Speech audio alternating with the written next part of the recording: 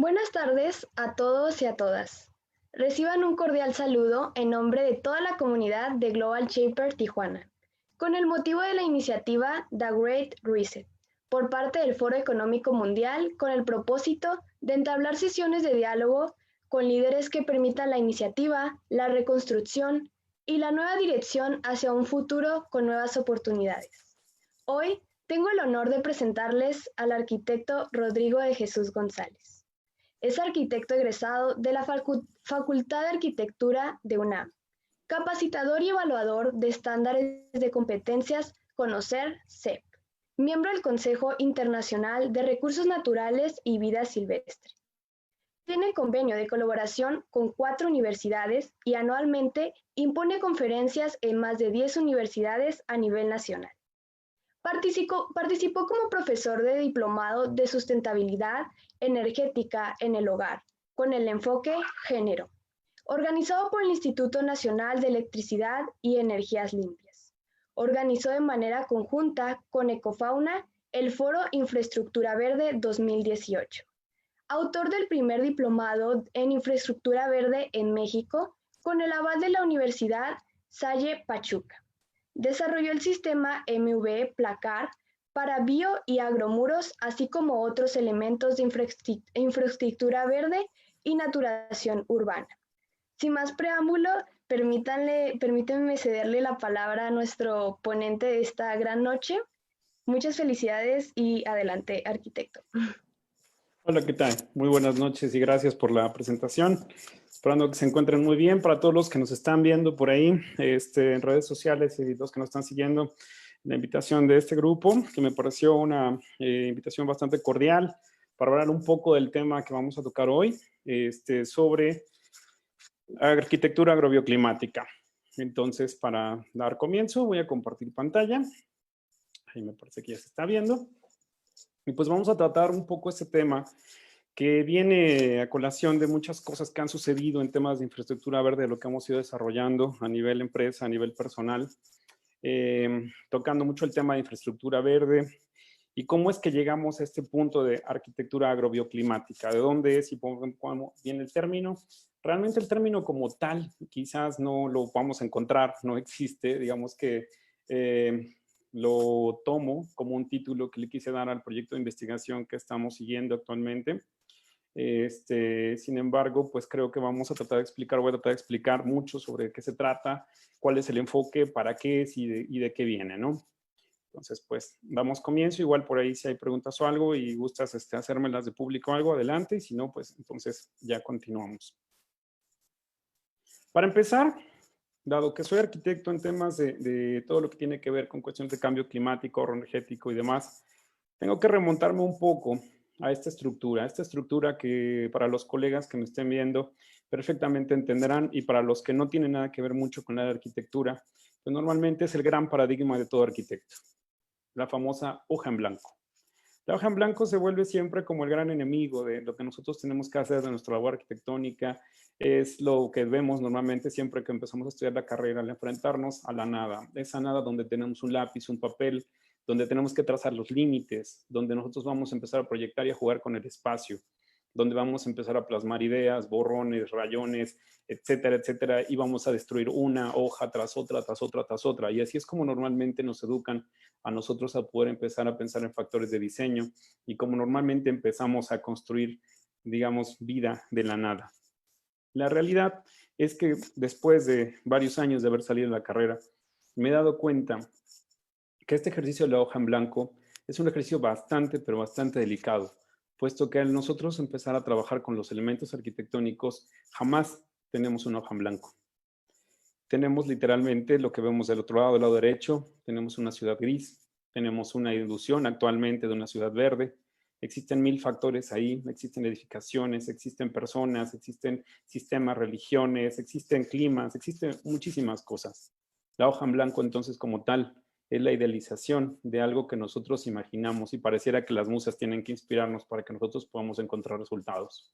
Ese es el gran paradigma de la arquitectura. Y dentro de tal, si nosotros hacemos un análisis concreto de la situación que tenemos, nos enfrentamos a esta situación. Literalmente, vivimos en un mundo que lejos de ser una hoja en blanco, Es una hoja de la cual vamos a empezar a encontrar bastantes problemas y resultado de una economía, de un sistema, de una relación de generaciones pasadas que fueron llegando a esto. Y tomo la frase de Hipócrates, que como bien dice ahí, pareciera que dice la naturaleza no nos llega a nada, se desarrolla a partir de pequeños pecados diarios contra la naturaleza. Y efectivamente, las enfermedades nos empiezan a llegar de un montón de cosas que tenemos aquí. Vivimos en un segundo año prácticamente de pandemia, de aislamiento, de cuestiones de contagio, de posibles vacunas, de cambios en todos los sentidos. Absolutamente somos una generación a la que le tocó, justo pensando en la sustentabilidad, encontrarse con un factor que vino a revolucionar completamente el tema y de cual no voy a ahondar. Sin embargo, todos lo vivimos y sabemos perfectamente de qué se habla. Y cuando nosotros empezamos a trabajar en este punto, se ha tocado mucho el tema del abuso, sobre todo a la parte de los recursos naturales, cómo los hemos explotado demasiado, de la contaminación que se ejerce por producto de la agricultura, de cómo es que nosotros somos consumistas y a partir del consumismo nos hemos ido acabando el planeta, la sobrepoblación, la demanda energética y todos estos temas en los que ya también se practica siempre que hablamos de sustentabilidad. Sin embargo, el día de hoy me gustaría nombrar y empezar a estudiar un poco dentro de estos casos que nosotros tenemos en cuestiones de lo que hemos ido haciendo con el planeta, un punto del que quizás se hablaba mucho antes de la pandemia. Si bien hoy hablamos de seres humanos enfermos y hablamos de un planeta que también está enfermo, hubo un punto en el que nosotros podemos empezar a darnos cuenta que la demanda energética y todo este desarrollo tecnológico que hemos tenido se divide en programas que no importa si vemos en este caso el de 2018, el de 2016, 2010, van a coincidir mucho en cómo es que se da el consumo de energía a nivel general por sector y específicamente poniendo un ejemplo en México, vemos que normalmente el transporte es algo de lo que más energía consume, siendo la industria un factor que se lleva un porcentaje importante, pero el residencial definitivamente sigue existiendo. Dentro de este esquema que nosotros observamos, en el cual se habla de cómo la energía se consume y cómo es que se empieza a generar contaminación a partir de ella, el programa que estamos viendo, que habla de un estudio del 2016 al 2018, actualmente podemos darnos cuenta que ha cambiado muchísimo con la pandemia. Esos porcentajes de cómo la energía se demandaba a nivel industria, en donde se meten las oficinas sobre todo, no solamente se mete al sector productivo o manufacturero, ahora la demanda ha cambiado bastante. El transporte empieza a reducirse debido a la cuestión cuarentena, a que muchas personas no salen o se empezó a trabajar en casa o se cerraron algunos eventos o se han cerrado plazas comerciales y demás. El consumo energético entonces, actualmente, como observamos en la tabla que tenemos en este lado, se ha ido dando mucho más en los sectores de vivienda. Ahora tenemos entonces mayor cantidad de recursos energéticos demandados, ya sea por luz, ya sea por aparatos electrodomésticos. Literalmente es porque pasamos teóricamente más tiempo en casa o la mayoría está pasando más tiempo en casa. Estas demandas entonces lo que están haciendo a nivel global es reducir un poco el consumo industrial, que era un factor importante, siendo que el residencial posiblemente era un poco más pequeño, pero empiezan a elevar el residencial y empiezan a hacer que el desequilibrio se empiece a dar de forma más fuerte. ¿Y esto por qué se vuelve importante mencionarlo? Literalmente porque cuando nosotros hablábamos de factores de enfermedad en personas, si nosotros tomamos en cuenta el sector residencial, que es uno de los más demandantes, existía mucho antes de la pandemia algo que nosotros conocemos como el síndrome del edificio enfermo, en donde literalmente los edificios podían afectar la salud de las personas por no contar con ciertas condiciones específicas que permitan a las personas tener un ambiente un poco más natural. Si bien muchos piensan en el metro como uno de los factores de mayor contaminación en cuestiones incluso de pandemia, en cuestiones de contagio a nivel Ciudad de México, también estamos hablando que gran parte del tiempo los aires acondicionados que se tienen en este tipo de edificaciones, así como las áreas poco ventiladas o como algunos elementos, terminan haciendo que el síndrome de edificio enfermo permita bajar, por decirlo así, el sistema inmunológico o nos ponga más vulnerables ante contraer cuestiones de enfermedades respiratorias. Esta tabla trata de explicarlo perfectamente bien, cuál es ese famoso síndrome del edificio enfermo. nosotros observamos que empezamos a tener contaminación a partir de un ordenador, de la ventilación, del papel, del humo de tabaco y de muchos otros elementos con los que el edificio se construye. Eso es lo que nosotros empezamos a notar. Los síntomas en las personas vemos que afectan precisamente dos sentidos principales, el visual y el respiratorio, siendo para nosotros un caso contemporáneo el hecho de saber que tenemos que usar cubrebocas, que tenemos que usar algunos aparatos o tenemos que utilizar algunos elementos para protegernos, sobre todo en este tema, pues nos damos cuenta que antes de tomarse ciertas medidas sobre el control de la misma y sobre el uso obligatorio de las mismas, nosotros, las personas que normalmente estaban en oficinas, han estado expuestas muchísimo tiempo a cuestiones respiratorias en las que quizás no era el coronavirus, pero era algún otro elemento que normalmente terminaba enfermándonos. Vemos fatiga, podemos observar también baja en muchos sentidos, tanto emocionales como físicos. Y una persona que se encuentra en un estado de estrés, actualmente nos damos cuenta que es muy propenso a mayor cantidad de enfermedades. Una persona que vive este tipo de relación con las edificaciones va a ser más susceptible. Cuando empezamos a entrar en el plano pandemia, empezamos a darnos cuenta que empezamos a trabajar en casa. Cuando llegó esta relación del trabajo en casa, aparentemente nos estamos escapando un poco de este problema y sin embargo, el gran temor que se tiene es que no todas las enfermedades eran netamente respiratorias. Existen algunas enfermedades provocadas también por el síndrome del edificio enfermo, como esta que vemos acá, que es la lipoatrofia semicircular, en la cual nosotros vemos que las enfermedades que se empiezan a desarrollar ya no solamente son respiratorias.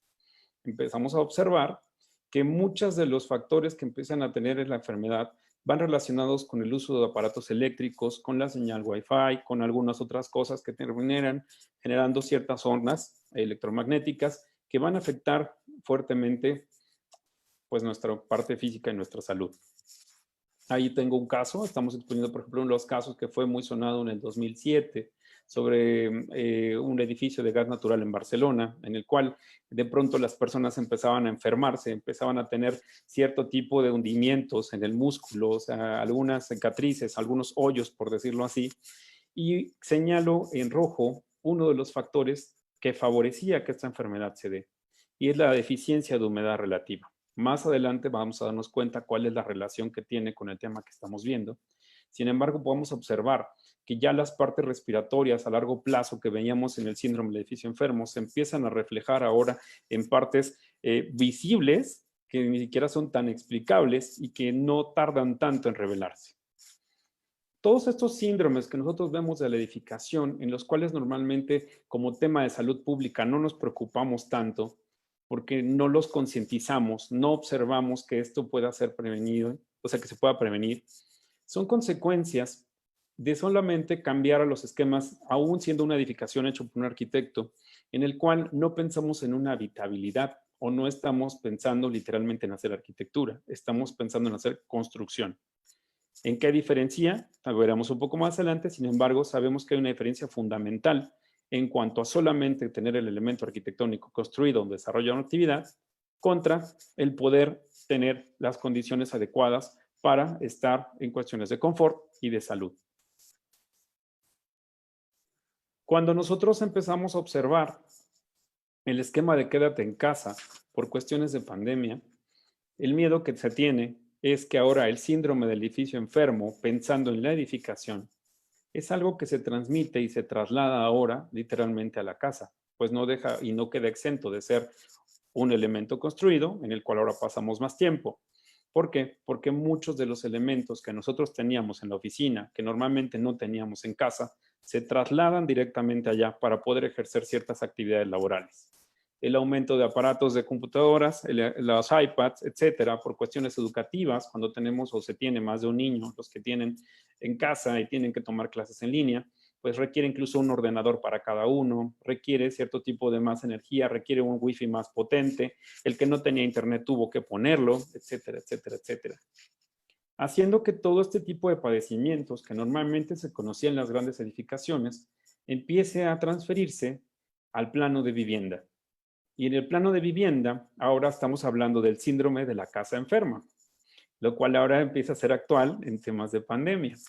Si bien la edificación de la oficina, yo podía salirme de ahí o yo no tenía un trabajo en la oficina y estaba exento de este tipo de padecimientos, ahora muchas personas que incluso aún sin tener que hacer un trabajo de oficina, tienen que quedarse en casa, van a estar expuestos a diferentes factores y diferentes formas de vivir literalmente el espacio físico en que se encuentran.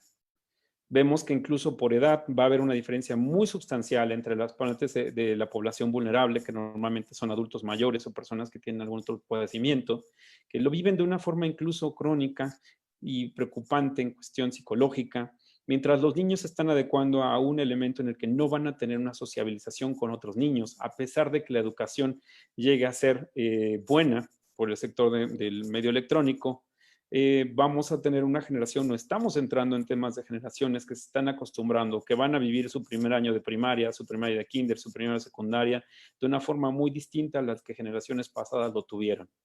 Este aislamiento o este nuevo esquema de relación, incluso interpersonal a partir de la parte electrónica, que se desarrolla directamente en casa, pues ha ido modificando, nos ha demostrado que las viviendas como tal, pues obviamente no estaban preparadas para albergar estos espacios. Va a existir obviamente un esquema de desorden, va a existir un poco de estrés, va a existir en la parte en la que a lo mejor teníamos nada más una mesa y requerimos, como lo vemos ahí, mucho más espacio del que anteriormente se tenía.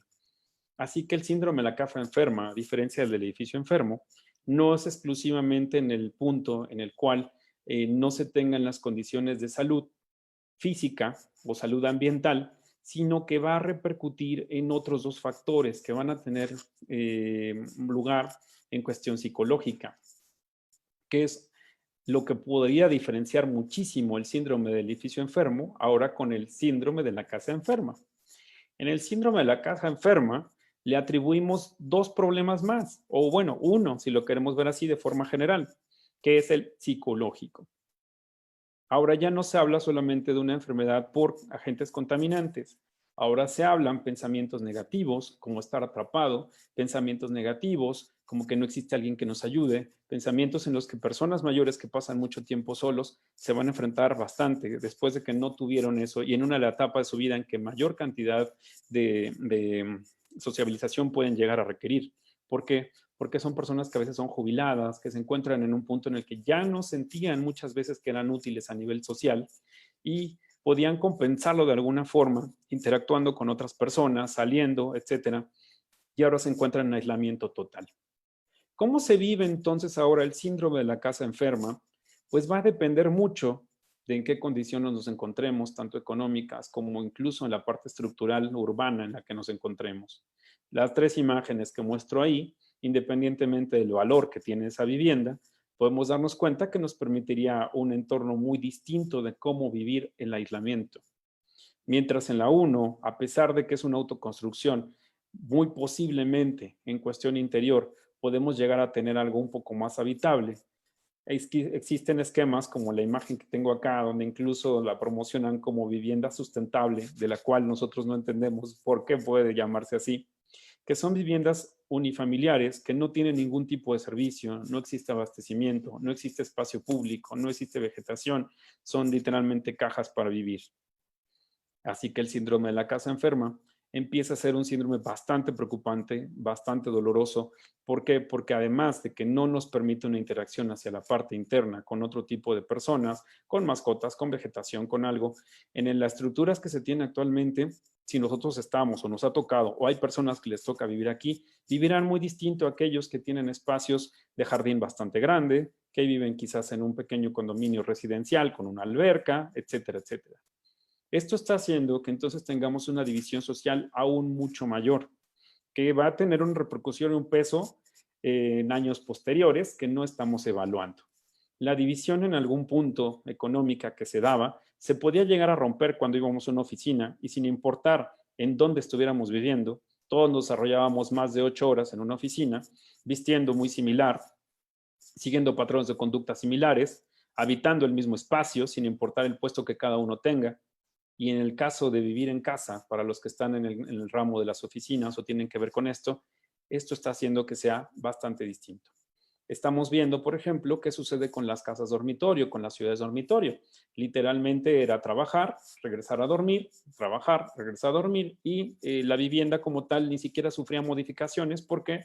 Porque no era necesario. Casi nunca estábamos ahí. O nos íbamos a estudiar, o nos íbamos a trabajar, o teníamos algún otro tipo de desarrollo.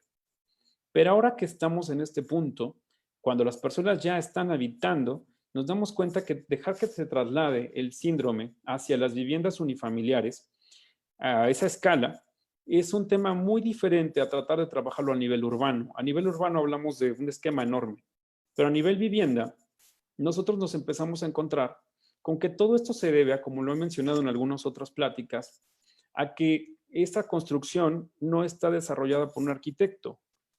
Es hasta los años 90 cuando los arquitectos literalmente toman el papel de empezar a trabajar con la clase media y aún obviamente no se trabaja con la clase baja.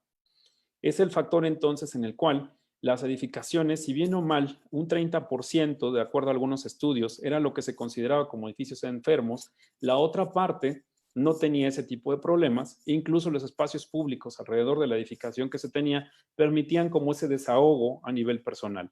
Una persona, por decirlo así, quizás a pesar de tener un trabajo fijo, de no tener una oportunidad de ser un emprendedor o demás, podía compensar y podía tener ese aliciente psicológico de sentirse bien. ¿Por qué? Pues porque literalmente se desarrollaba y se desenvolvía y sociabilizaba en espacios diseñados por arquitectos que le permitían tener un confort, que le permitían tener algún tipo de beneficio, sea tomarse un café, ir a un restaurante, ir a un parque público y después solamente regresar a pernoctar.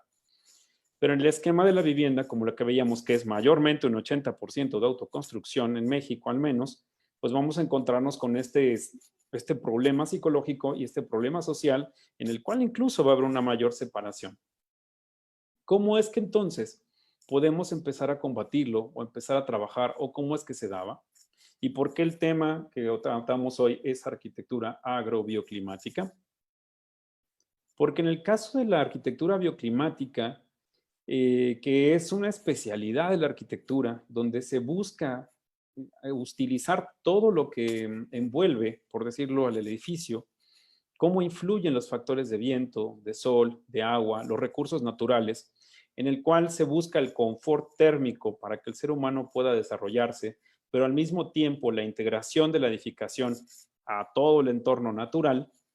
Vemos que existe una cuestión de eficiencia energética, de espacios saludables para confort y de integración al medio ambiente, que son las tres rutas que tiene la arquitectura bioclimática. ¿Por qué nosotros estamos hablando de arquitectura agrobioclimática y no solo bioclimática?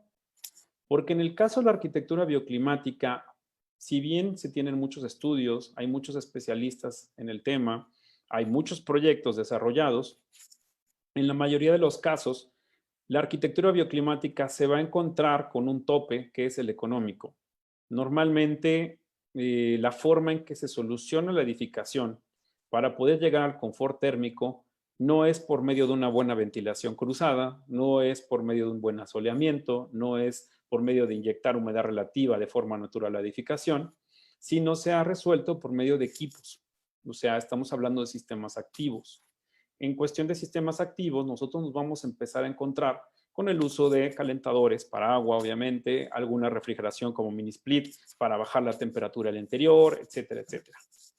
Esto lo que provoca y que está relacionado al síndrome de la casa enferma, literalmente es que el mantenimiento que requiere un equipo de refrigeración, cuando normalmente lo usábamos para dormir, para la mayoría de los estados de México que son bastante calientes, ahora está prendido y va a estar prendido, incluso este año les va a tocar, en cuanto empiece primavera, muchas más horas de lo que antiguamente se tenía.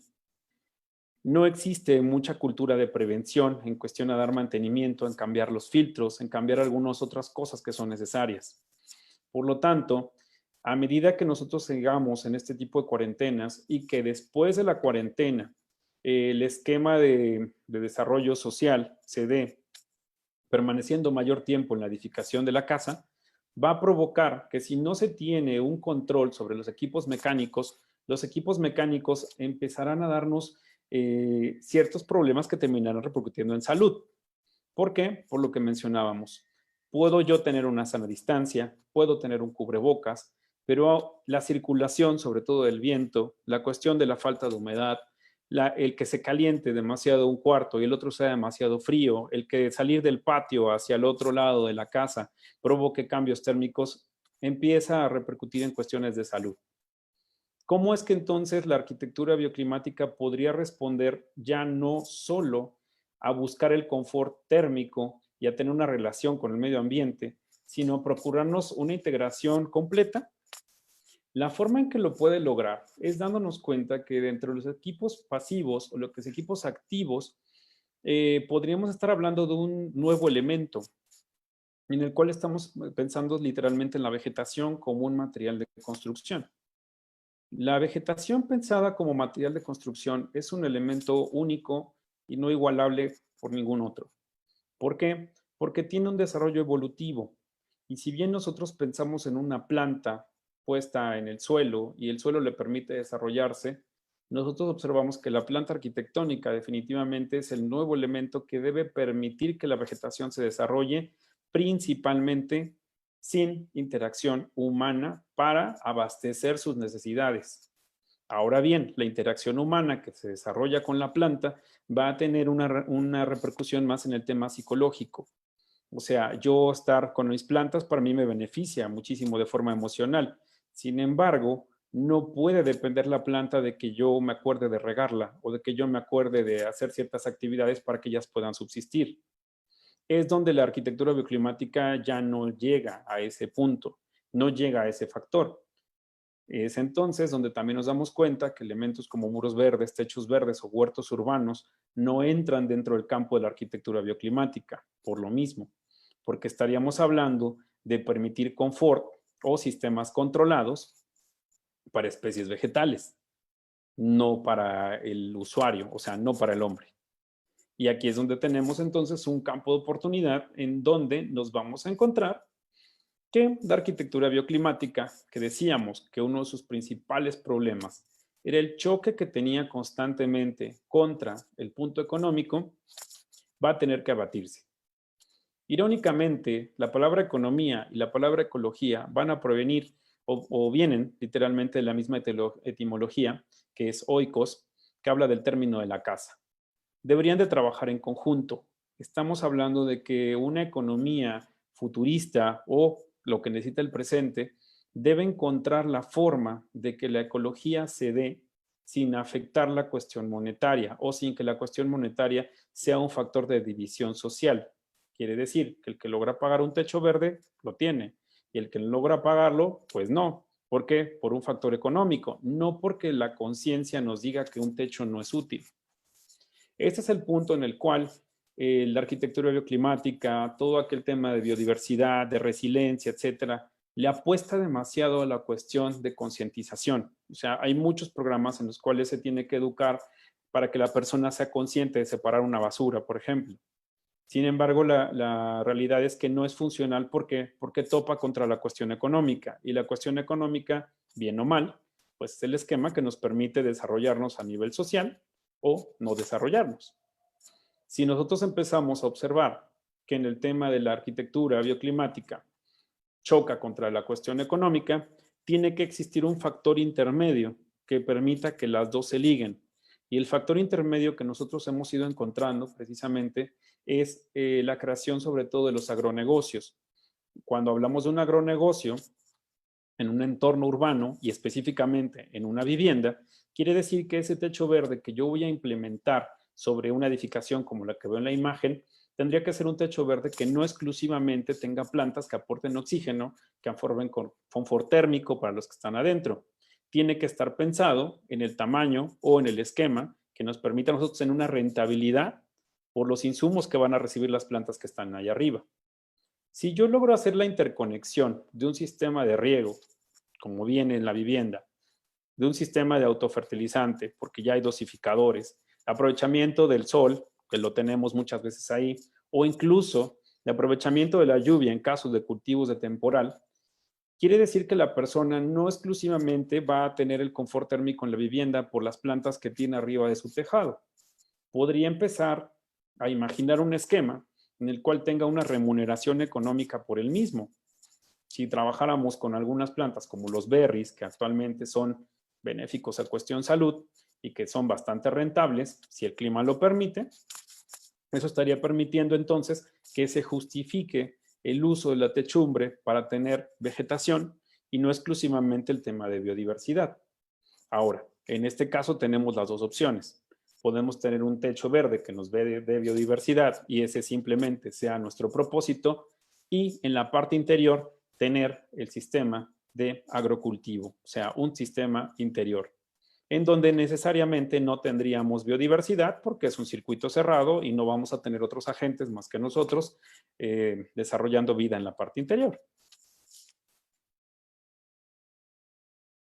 Entonces, para explicarlo de otra forma, la arquitectura agrobioclimática, como la estamos tratando de describir aquí, responde a que es el uso literalmente de la agricultura urbana sobre y exclusivamente sobre o dentro de la edificación.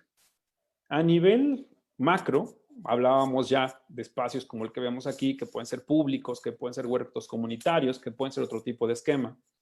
Pero en la microescala de la infraestructura, la arquitectura agrobioclimática se estaría desarrollando exclusivamente en las techumbres, en la parte de los jardines o los traspatios, y en el elemento 3, en la parte interior de la vivienda. Pueden darse las tres en una misma edificación, puede darse una, otra u otra. Eso dependería del proyecto.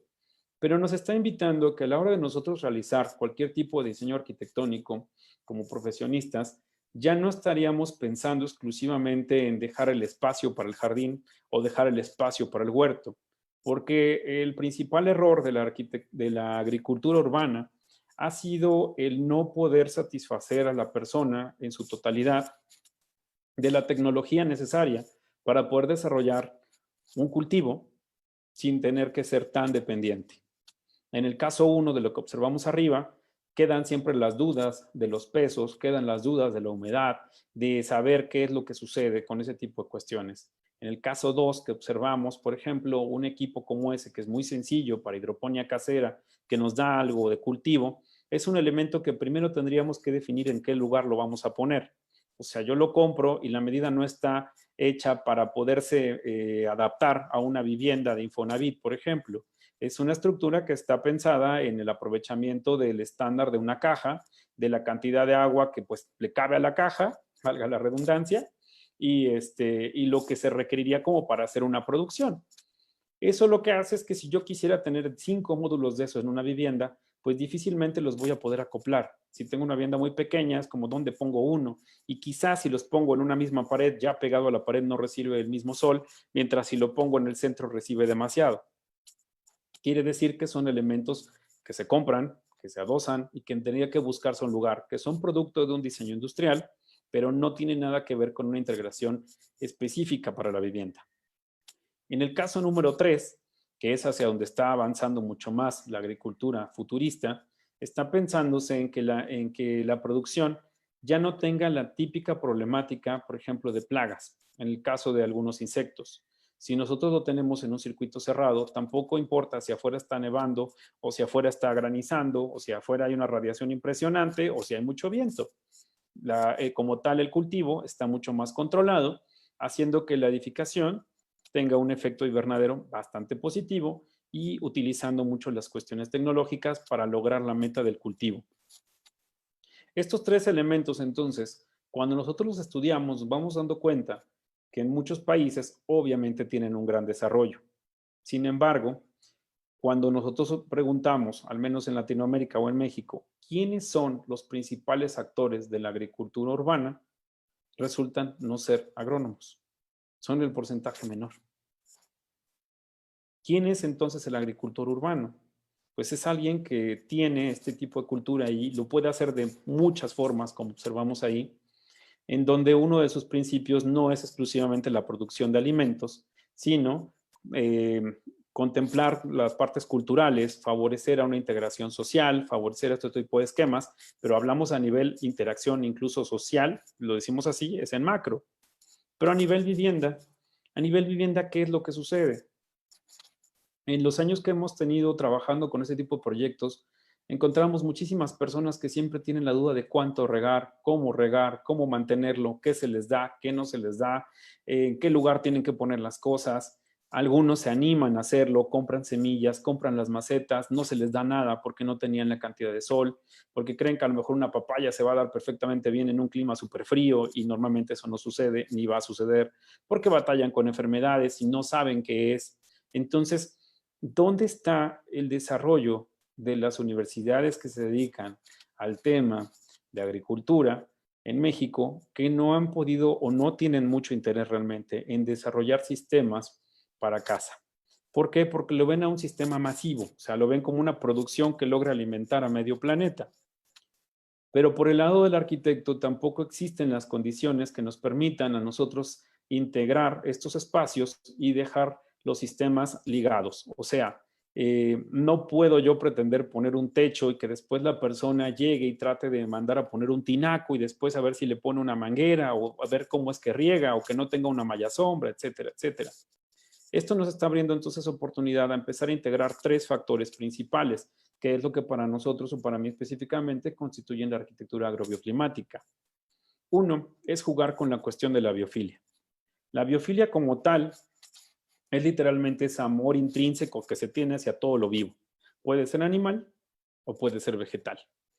Pero es eso que curiosamente está sucediendo ahorita en pandemia, que es el factor que empezó a hacer que las personas empiezan a comprar una gran cantidad de plantas de interior, porque empiezan a darse cuenta que el espacio que tienen no es que se vea desolado, no es que se vea bonito, no es que se vea feo, sino que requieren interacción con seres vivos. Y sobre todo aquellos que viven en soledad empiezan a incorporar algunos entes, además de la mascota, como en el caso de las plantas, que tienen ese tipo de beneficio. Sin saberlo, ellos están aumentando la cantidad de humedad relativa si es que llegan a tener plantas de grandes follajes en un pequeño cuarto. ¿Qué sucede? Estábamos hablando de que uno de los problemas principales que ocasiona el síndrome del edificio enfermo, actualmente se sabe que es por la falta de humedad relativa.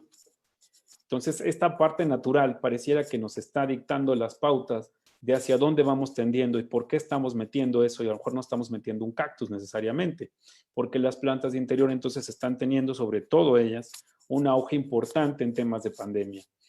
No ha habido mayor número de ventas, tanto en vivero como en cuestiones de decoración, etcétera, comparado con el 2020, no existió nunca antes como estas fechas.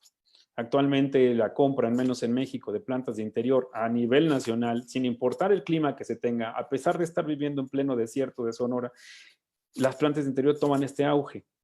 La repercusión positiva es que a pesar de tener los equipos de refrigeración o algún otro, no está siendo tan seco el ambiente y eso está favoreciendo muchas cuestiones de salud.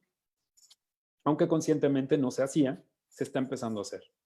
Si nosotros nos damos cuenta entonces que estamos en el mejor momento para poder estar tocando las fibras de la biofilia, o sea que las personas están muy sensibles a así tener plantas, así cambiar su entorno a nivel mi cuarto, mi sala, mi jardín, y están invirtiendo incluso recursos, que era uno de los principales problemas que tenía la arquitectura bioclimática, es cuánto me va a costar y cuánto me va a costar mantenerlo.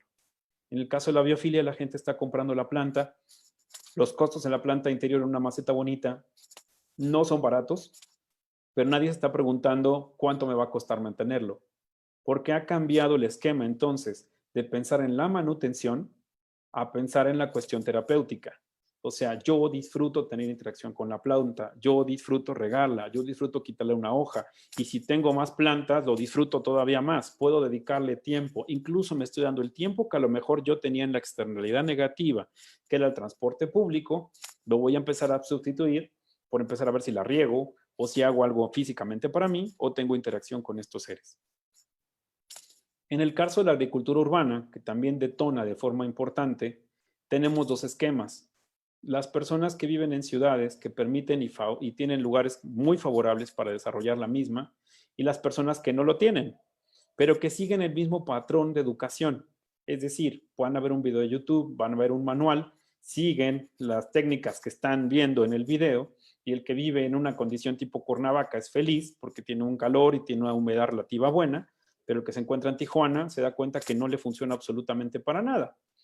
No existe aún esa regionalización de contenidos que debería empezar a existir para que las personas pues empiecen a cultivar o empiecen a desarrollarlo de acuerdo a las condiciones que tienen, con parámetros específicos de alguien que ya lo hizo antes que ellos.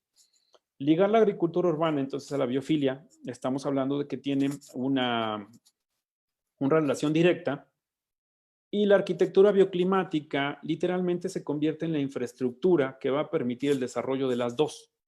Si nosotros logramos hacer que la arquitectura bioclimática se junte con las otras dos partes que tenemos aquí arriba, no vamos a dejar desamparado, por decirlo de algún modo, al usuario de la vivienda. Es como pensar en que nosotros tuviéramos un excusado, el cual le vamos a poner una tinita a un lado con agua y una cubeta, y que la persona tenga que hacer el desarrollo de agarrar la cubeta y vaciarla en el excusado. ¿Por qué no se hace eso? Porque actualmente cualquier persona lo que haría, cualquier arquitecto va a diseñarlo de tal forma que el suministro de agua llegue y que el drenaje de agua exista, jalando exclusivamente una palanca. Quiere decir que nosotros estamos pensando en la edificación, en las instalaciones que requiere para su desarrollo y en la tecnología. De ahí viene el tema entonces de arquitectura agro-biotecnológica. La parte de la tecnología es donde vamos a empezar a entrar. En cuestiones de automatización observamos que hay un buen avance en cuestiones de calefacción, de cómo llevar suministro, de cómo tener agua caliente, de cómo tener agua fría, de cómo controlar incluso ya mediante el smartphone muchísimos sentidos y muchísimas cosas. Eso dentro de la parte agrícola lo vemos desarrollo en muchísimos países con gran tecnología. Lo vemos en edificaciones importantes ya, caso Japón, donde sí podemos tener pues bastantes proyectos significativos en los que se empezaba a ver desde antes de la pandemia la importancia que tiene la parte biofílica, pero esa parte biofílica tiene esa otra parte que ahora se suma como agricultura urbana, en donde hay una interacción mucho mayor con el individuo. Realmente es hermosa la arquitectura en ese sentido, cambia la concepción muchísimo de lo que tenemos, no es netamente estética, es observar a ver que los edificios van a tener partes como materia, en el caso de pensar que sea un material que evoluciona. La hierba crece, en el caso de ahí se tiene arroz y eso va a crecer y va a cambiar completamente lo que se está teniendo en el lobby de esa edificación, va a tener esa modificación. ¿Por qué en Latinoamérica no se llega a dar esto? ¿Por qué no logramos todavía concebir edificaciones así? Porque normalmente a nivel público pues es algo que estaba muy lejos de hacerse y en lo cual no se pensaba invertir. Sin embargo, a nivel vivienda, todo este tipo de esquemas y ahora el auge incluso de pequeños negocios se está dando cuenta que es una perspectiva a la cual quieren alcanzar. Se empieza a ver ya como un nivel necesario, incluso en ciudades donde ni siquiera se escuchaba agricultura urbana, como nos ha tocado el tema de Pachuca, empezamos a ver un desarrollo importante en que la gente tiene que tener un modo de vida un poco diferente, pensando en salud, pensando en bienestar. Vemos que los equipos, obviamente, de tecnología permiten, como en este techo, tener desarrollos importantes en otros países. Y a veces concebimos que es necesario tener el capital para poder llegar a esto. Sin embargo, tenemos también otros ejemplos donde vemos que el hecho de poder tener conectada una edificación, aún siendo una edificación vivienda no diseñada por un arquitecto, cuando nosotros lo integramos en cuestiones de sistema, podemos llegar a resultados positivos. Vemos literalmente que la persona que vive ahí va a tener obviamente un autoconsumo, pero no solamente un autoconsumo, posiblemente y muy seguramente genera algún tipo de ingreso a partir de esto. Ligar la economía nos permite entonces darnos cuenta que la edificación se puede convertir en la base de un nuevo desarrollo económico, no exclusivamente en un factor climático y no exclusivamente en un factor estético, como muchas veces se está pensando. Nosotros aquí sí tenemos una interacción directa a partir de que va a haber un desarrollo en el cual se tiene un plan, se tiene un proyecto, se tiene una ruta económica para recuperación y se sabe del manejo del material más importante dentro de este tipo de arquitectura, que es la planta. Algo de lo que, por ejemplo, nosotros hemos hecho alrededor de un tiempo y que empezamos a ver que trabajaba bastante bien, era literalmente meternos a estudiar muchísimas cosas. Hemos creado bastantes prototipos donde vemos cómo psicológicamente las personas adoptan este tipo de proyectos.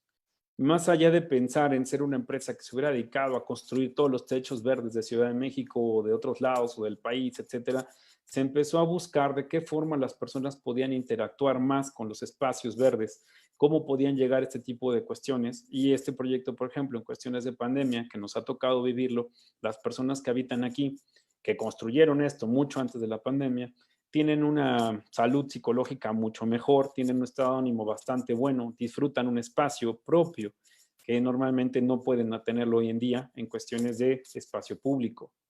Obviamente la parte de los comestibles puede llegar a un factor sumamente importante y vemos desarrollo de un rábano negro que casi supera una palma de mano. Entonces es posible empezar a ligar muchas cosas de ese tipo. Hemos trabajado en temas de tratar de buscar sobre todo el cultivo interior. También nos hemos metido mucho en ver cómo desarrollarlo, qué repercusión tiene, cómo las personas empiezan a interactuar con ello.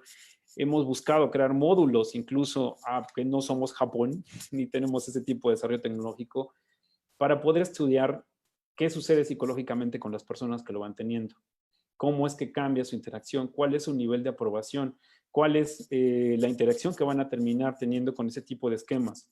Y literalmente ha sido muy favorable. La parte en la que nos vamos dando cuenta que al tomar el tema de los huertos, lo que faltaba con el tema específicamente de producción de alimentos, no es tanto el concientizar a las personas al cultivo, sino que no se ha terminado el esquema integral. O sea, las personas pueden comprar la semilla, la caja, la plántula, parte del sistema de riego, existe una lista de fertilizantes, existe una lista de N cantidad de cosas, pero no existía esa parte de integración psicológica de premio, si lo podemos llamar así. O sea, es decir, donde la persona sentía esa parte emocional de tener algo exclusivo o de estar desarrollando algo que además le guste, o sea, que lo vea físicamente y le parezca atractivo. Lo que nosotros denominamos como de cohuertos está muy relacionado con que la persona pueda tener algunos elementos que no exclusivamente le den el manejo vegetal, que no solo le den el alimento, sino que también sienta un agrado, o sea, lo personalice. Por eso es que nosotros incluso empezamos a cambiar entre los talleres de huertos urbanos a las mentorías. ¿Por qué? Porque hay un propósito mayor. No solamente es cultivar, no solamente es distraerte, sino que incluso a nivel mental estás buscando que exista un propósito específico.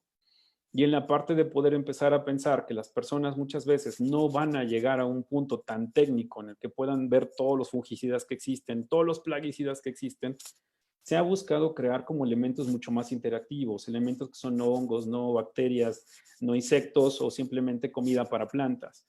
¿Por qué? Porque entendimos el esquema en el cual la sociedad introduce a las mascotas y les da alimentos específicos para perros, raza chica, perros, raza grande, perros gigantes, pero no existía este otro elemento en el cual nosotros sepamos qué darle a una planta en específico, porque cada una incluso tiene una dieta bastante compleja. Existe una complejidad en este punto, pero si en algún punto el arquitecto llegó a ser el que decidía o el que tomaba parte en las esculturas que revestían sus edificaciones, en el mobiliario, incluso hasta en los instrumentos de cocina que se tenían para poder desarrollar eso, nos damos cuenta que la arquitectura de este tipo nos va a adentrar a no pensar exclusivamente en la edificación, sino en el manejo de los elementos que estamos integrando, en cómo se desarrollan y en la capacitación de cómo tienen que empezarse a desarrollar los elementos que nosotros estamos sugiriendo. Eso es donde toma un papel sumamente importante el estudio de este tipo de arquitectura. Llegó un punto, ya llegaba un patrón en el que durante todos estos años hemos buscado el tema de la capacitación, el tema de educación, el tema de incluso algunos otros factores con gobierno. Y lamentablemente a nivel nacional todavía existe un rezago muy fuerte en el cual el profesionista no está tan afín ni está siendo tan sensible necesariamente a aplicarlo como un área de conocimiento. Lo ve como algo en lo cual el tema multidisciplinario o interdisciplinario es complejo, no logra relacionarlo. Y a nivel gobierno todavía lo ven como vegetar por vegetar. El hecho de que para ellos exista una plancha seca y le pongan vegetación y no importa quién la mantengan y qué suceda, ya vegetaron, para ellos es positivo y le llaman elementos de ciudades verdes. Afortunadamente nos hemos dado cuenta que a nivel micro, o sea, a nivel casa, vivienda, el resultado es muy diferente. Ahí sí existe una interacción directamente con las cuestiones de vegetación, con los beneficios que tiene este tipo de esquemas y que si se desarrolla en N número de viviendas, el impacto puede llegar a ser más positivo que si se hace exclusivamente en espacio público, sobre todo cuando ahorita el espacio público pues, está parcialmente cerrado. Quiero mostrar un pequeño proyecto ejemplo. Aún cuando no estamos hablando específicamente de cultivo vegetal comestible, uno de los factores donde más nos ha ayudado a nosotros a entender muchas cosas es lo que hacen muchos de los alumnos que nosotros hemos llegado a tener. Han superado incluso mucho de lo que nosotros hacemos, porque nosotros creamos este tipo de quizás filosofía de arquitectura y empezamos a observar que empiezan a llegar al detalle del detalle del detalle. Ya no se trata de ir y poner, insisto, para que esta arquitectura pueda ser sostenible, el factor de diseño empieza a partir de encontrar los espacios en los cuales podemos cambiar los esquemas, en los cuales no solamente es un tema estético, sino crear los microclimas donde se desarrolle algún elemento de producción vegetal. Se puede llegar entonces a ser un factor de diseño, se puede empezar a pensar incluso en las especies. Ya estamos hablando de que aquí la persona que diseña esto no se va por los colores de las plantas, como lo haría un paisajista o un jardinero, sino porque por los elementos de mayor humedad, que es lo que quiere proporcionar, menor luz, un poco más de temperatura y demás. Si esto exclusivamente se conectara, se pusiera y se dejara aparente, estaríamos hablando de un elemento solo decorativo. Cuando nosotros esto observamos que se empieza a integrar ya la estructura y que la estructura empieza a tener una conexión con las instalaciones de la edificación, nosotros entonces estamos integrando 100% la base estructural de la infraestructura a la edificación. Quiere decir que obviamente ya existe una relación directa entre cómo funciona este elemento, cómo se desarrolla y cómo se vincula con los otros elementos de instalaciones que la edificación tiene. Si esto fuera para un comestible, estaríamos hablando de un caso específicamente similar, de cómo nosotros por desarrollarlo, de dónde viene el agua, por dónde se va el agua, qué elementos tienen que desarrollarse. Aquí está el suministro, por ejemplo, hídrico, y una parte importante para el usuario. ¿Qué es lo que tengo ahí? Porque quizás tú lo conoces y a lo mejor me dices los nombres. Pero en este nivel de detalle que nosotros observamos en una de nuestras alumnas, nos damos cuenta que incluso es como vamos a poner el nombre científico de cada una de las plantas que integra el proyecto. Vamos a empezar a desarrollar un punto en el cual al usuario se le llega a entregar un kit específico en el que va a tener un manual de uso, va a tener aspersores en el cual uno es el preventivo contra cierto tipo de plagas, el otro es un elemento nutritivo y el otro va a hacer algo contra hongos y bacterias, diferenciando, como observamos en este punto, de forma, mediante un símbolo, que la persona sepa qué es lo que va a aplicar. Si no se sabe el contenido como tal y si es verdad que no es una forma mágica, una fórmula mágica, sí permite que la persona entonces pueda cambiar de tener exclusivamente, por ejemplo, una pared vegetada a una pared productiva. ¿Por qué productiva? Porque uno de los estándares que se busca cuando hacemos este tipo de proyectos es que por lo menos se produzca el doble de masa vegetal que se instala en un inicio de nuestros proyectos. Esa materia vegetal tendrá que formar parte de otro proyecto, pero ya no es una sustitución planta por planta. En el caso del comestible, lo que se estaría buscando, ¿qué es? Bueno, que esto tenga un desarrollo en el cual no tengas una fresa muy pequeñita, sino una fresa de tamaño promedio, buena, competitiva, que tengas a lo mejor una lechuga igual, con un buen desarrollo, que al estar encerrada, reduces un poco el intemperismo y no vas a tener tantos problemas como tendrías en un cultivo exterior, pero que tengas como todos los elementos específicamente hechos para ese proyecto. Ya no hablamos de un manual de cultivo general ni de consejos de cuidados de las plantas. Estamos hablando que este tipo de arquitectura involucra a tal punto en el cual nosotros pensamos en la parte estructural, pensamos en la parte de diseño, pensamos en la parte de instalaciones, pensamos en la integración con la edificación, pero también estamos observando que desde el punto de vista de agrícola necesitamos dejarle al usuario cierto tipo de guías y cierto tipo de productos que complementen la funcionalidad del mismo. Si no hacemos esto, entonces estamos un poco desfasados de lo que realmente se está buscando en el sentido de la perfección de la agricultura urbana, pensada en que la persona no tiene quizás ninguna experiencia. Y al no tener ninguna experiencia, tenemos que dotarlos en donde el proyecto y la planeación de este tipo de proyectos va acompañado incluso de los insumos que nosotros tenemos que brindar.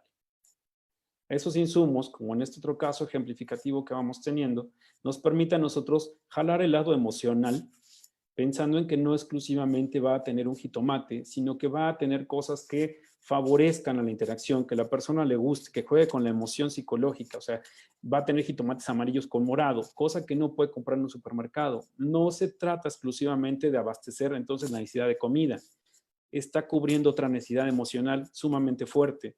La esperanza incluso de cultivar ese jitomate para que en algunas semanas observe cómo sale, sepa el sabor, lo pueda probar, etcétera, etcétera, es algo que es un aliciente para el usuario de un huerto urbano.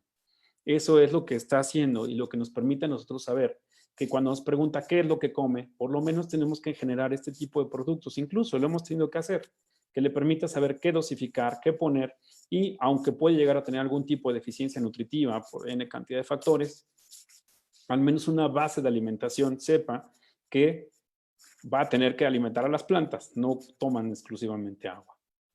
La integración entonces de los sistemas para este tipo de arquitectura van ligados al punto en el cual a lo mejor pudo haber sido una toma de agua como la que vemos aquí, donde hay un timer en el cual no se planificó, a cuando en este punto sí estamos integrando completamente incluso la parte estética de tener un pequeño registro para un sistema de control de riego, lo cual favorece obviamente a estructuras arquitectónicas mucho más estéticas.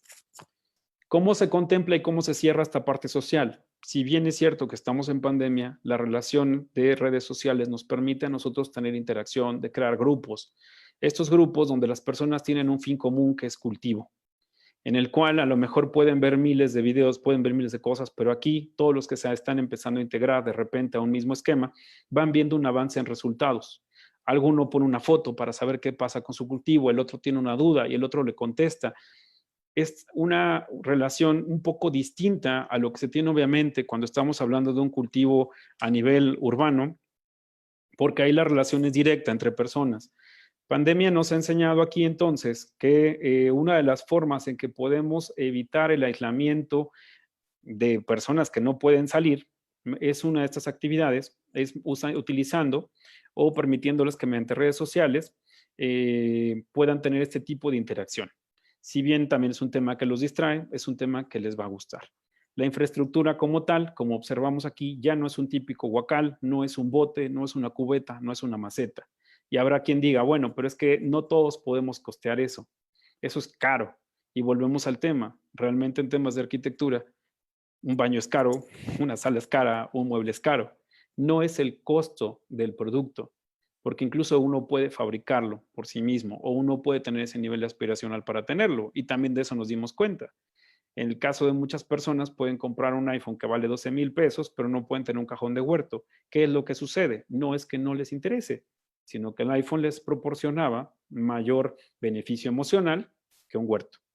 Pero cuando el huerto tiene varios elementos como este, satisface muchísimos puntos a nivel psicológico, que es lo que permite que este tipo de arquitectura exista.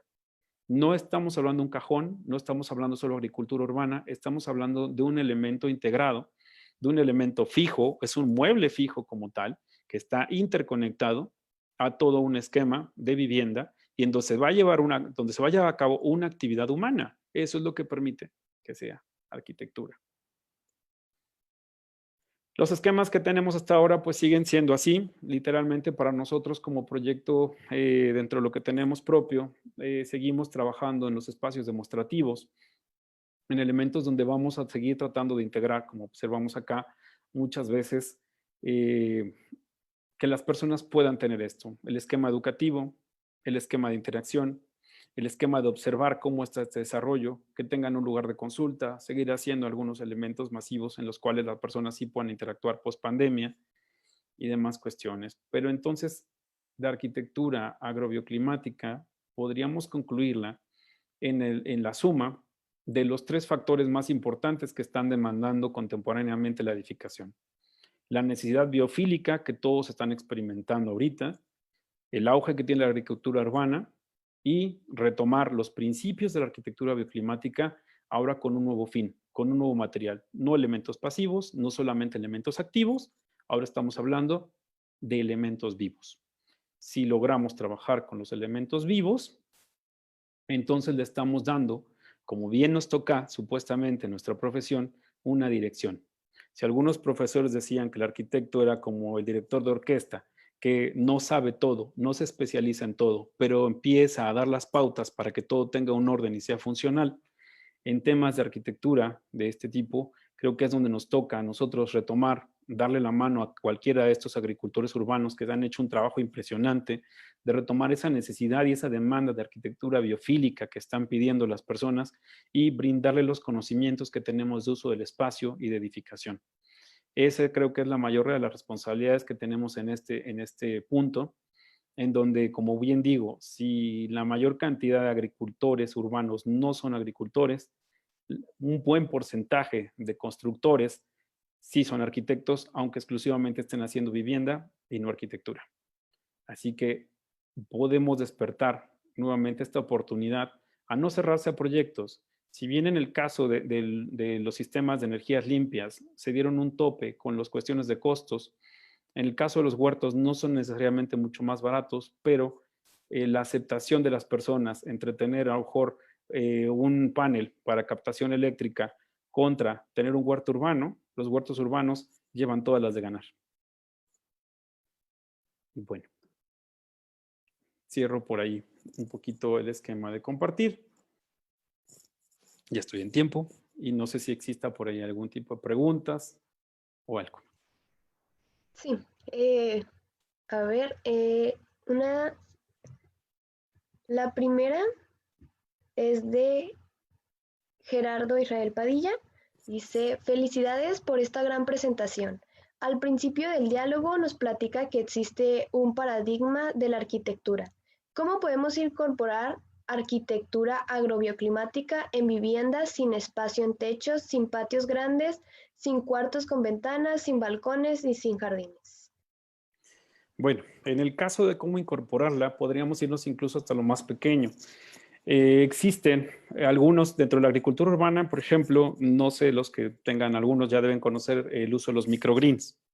Los microgreens es un cultivo literalmente en una microcajita súper pequeña, en el cual lo único que se requiere es humedad, temperatura y agua para germinar semillas y generar los brotes. Los brotes como tal tienen un elemento nutritivo pues, bastante alto. Entonces pensemos en un espacio de 30 por 30 centímetros, en el cual si nosotros empezamos a adecuar incluso las cocinas para que puedan tener este desarrollo de ventilación adecuada, de un mínimo de luz para que se dé y de cierta temperatura, podríamos estar dándonos cuenta que una cajita de brotes de 15 por 15 que tiene, por ejemplo, zanahoria, es imposible comértela de un solo golpe, aunque se van muy poquitos. ¿Por qué? Por la concentración que tiene. O sea, saben totalmente a zanahoria, y muchas veces se toma un pequeño porcentaje que equivale a cierto tipo, a cierto tamaño o cierto número de zanahorias grandes, porque están en el punto más productivo. Entonces, la parte negativa es que muchas personas cuando lo intentan, a pesar de que nos ha tocado que tomen cursos, toman una cajita, le ponen agua, la tapan, la cierran, la guardan, la tienen que volver a sacar, la abren, la cierran, se hongueó. Ya no se la comen. ¿Qué sucede? ¿Cómo lo integras? Tendríamos que estar pensando en el elemento en el cual nosotros abramos parte de algo que esté puesto en la cocina donde tenga las condiciones adecuadas, donde se logre automatizar. Por eso es agrobiotecnología. O sea, la parte de tecnología es la que nos va a permitir que ese desarrollo se dé. O sea, la persona sí está consciente de que quiere eso, pero no tiene el hábito, no tiene la infraestructura precisamente y a lo mejor no tiene el tiempo. ¿Cómo se lo vamos a resolver? Pensemos en el refrigerador. Nosotros no prendemos y apagamos el refrigerador cada que sentimos que tiene que enfriar. Ni el refrigerador está prendido 24 horas al día. O sea, se activa, se desactiva y tiene un termostato. Esos elementos, que aunque son a nivel mueble, nosotros sí podemos llegar a incorporarlos y sí hay muchos proyectos ya en varios lados que incorporan este tipo de tecnología. Ahí es creo que donde se vuelve atractivo aprender un poco eso.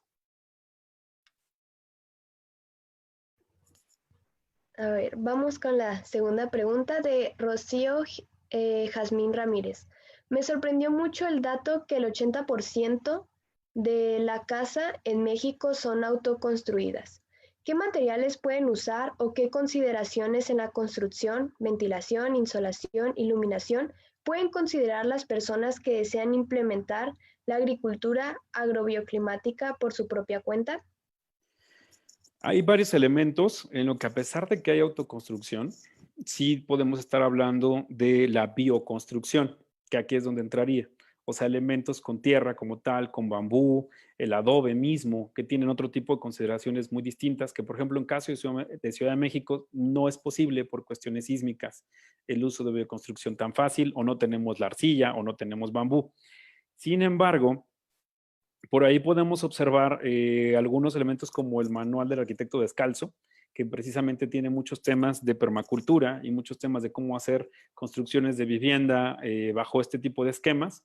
Nos da recomendaciones o incluso nos da parámetros en donde él nos explica cuál es el mínimo que tiene que tener un muro para tener una función estructural, cuál es, cómo se hacen cierto tipo de pisos.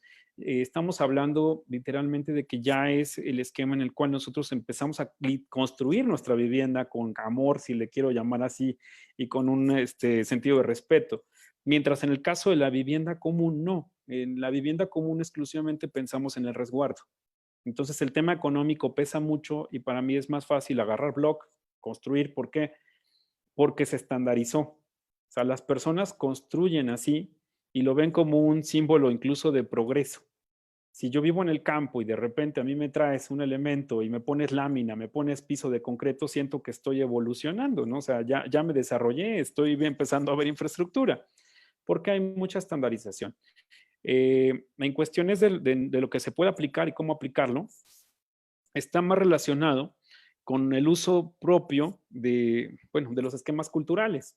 O sea, nosotros a veces decimos, bueno, yo vivo en esto y ya tengo esta casa, no le puedo modificar tanto, pero tenemos un espacio arriba que es el techo donde sí podemos construir muchas veces cosas de ese tipo.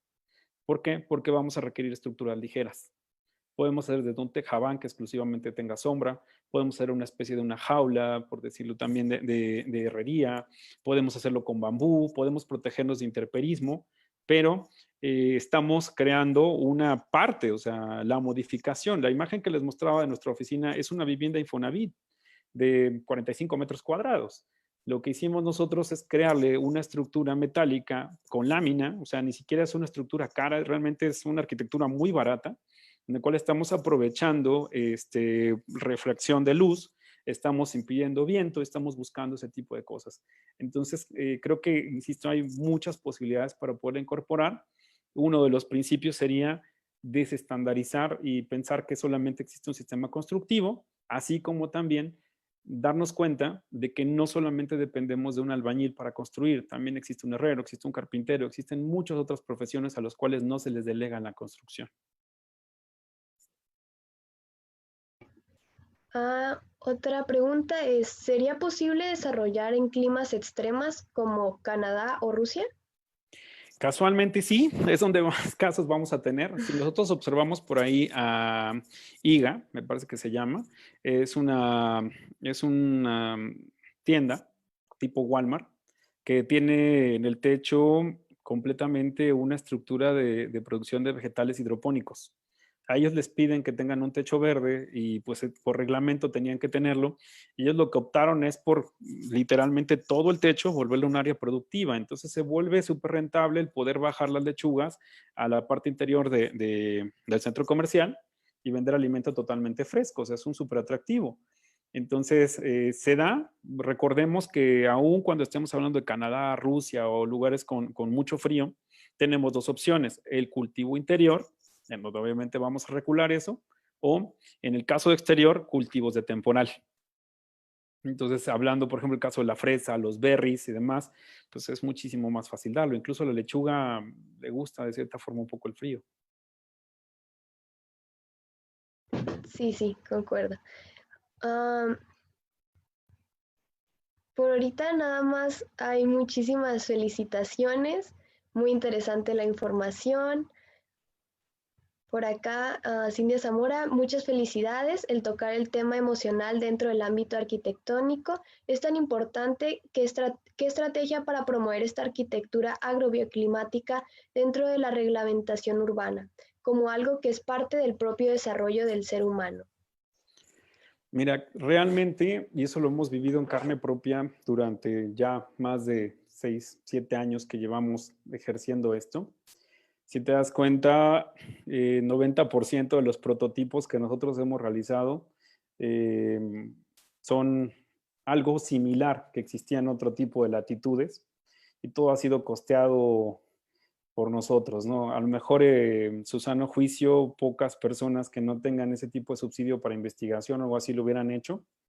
Y el resultado donde lo observamos, o sea, que es donde yo realmente me siento muy contento, es que puedo decir que 70% de los proyectos que se han construido con estos prototipos han sido por alumnos, no por nosotros.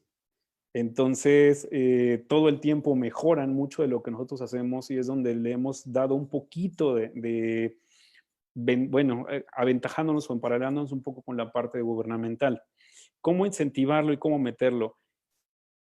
No hemos logrado hasta ahorita entrar excepto a ningún convenio, por ejemplo, de investigación con ninguna escuela de arquitectura. O sea, es muy complicado. Hasta ahora en México nos ha sido súper complicado poder integrarnos a esa parte.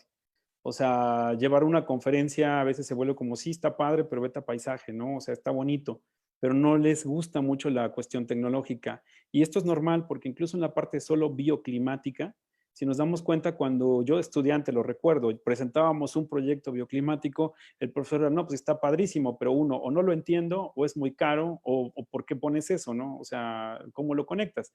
Entonces, creo que existe una necesidad muy fuerte de crear nuevas áreas de conocimiento en el campo de la arquitectura, pero de forma multidisciplinaria. Lo más que hemos logrado hasta ahora, por ejemplo, es un diplomado, el Diplomado de Infraestructura Verde, que ya fue de forma interdisciplinaria. Pero más allá de eso, creo que todavía nos falta, al menos en México, mucho tiempo para que sea aceptada a nivel académico, pero estamos luchando. A nivel personal, casualmente yo creo que y a nivel profesional, individual, estamos en el mejor momento. Ahorita, después de la pandemia, plantearle a una persona el hecho de integrarle un huerto que sea fijo, que tenga las conexiones, que tenga incluso cubierta, o sea, no tiene por qué estar a la intemperie necesariamente, ¿sí? Sino incluso, ¿sabes qué quieres producir? No, pues quiero producir morrón y hace frío. Ah, perfecto, entonces vamos a crearlo, vamos a crear incluso este efecto invernadero.